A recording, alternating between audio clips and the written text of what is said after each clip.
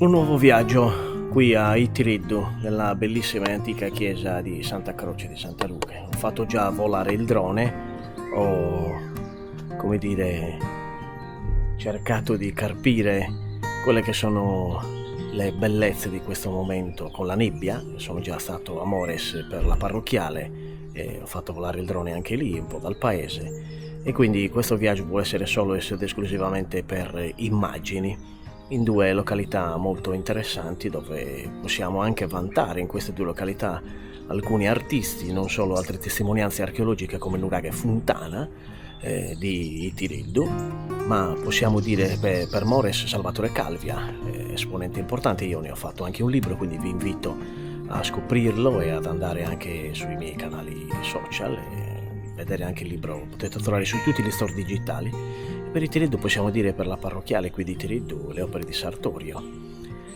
lo scultore così importante anche a Sassari, insomma, e per tutta la Sardegna. E quindi questo è un viaggio. Ora andiamo ancora con le immagini con la mia Insta360 e Ace Pro, e quindi alla prossima.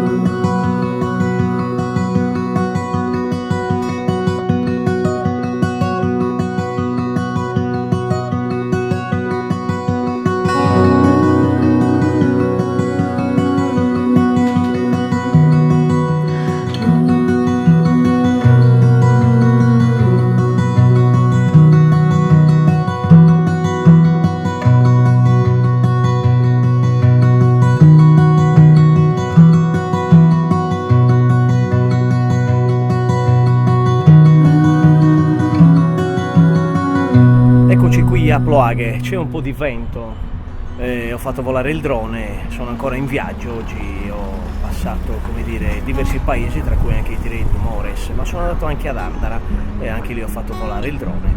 Ora siamo davanti alla parrocchiale molto molto bella di Ploaghe e vi invito a venire in questo bellissimo paese, in questo luogo ricco di tradizioni, in questo luogo davvero interessante. Io ci sono stato anche per Mama Sardigna, che vi ricordo potete trovare su YouTube, sul mio canale YouTube, e in particolare qui abbiamo visto molte tradizioni, dal telaio tradizionale sardo fino all'aspetto proprio sartoriale dell'abito tradizionale, del ricamo e tante altre cose, tra cui anche i prodotti tipici, per cui non mancate di venire qui a Ploaghe, in questo luogo di grandi tradizioni, di grande cultura, e anche i candelieri. Insomma, venite da questa parte.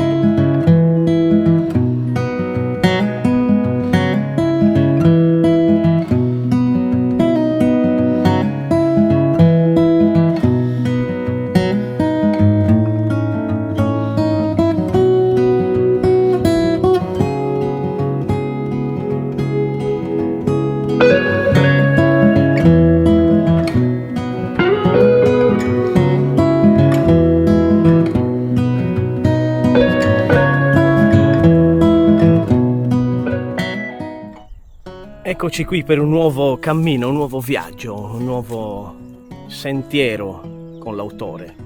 Questo format che sto portando, diciamo così, in maniera molto agevole, molto normale, senza nessuna particolare tecnica di narrazione, diversamente da quella magari utilizzata in televisione, che poi quella non è una tecnica, ma in realtà è il mio modo di essere.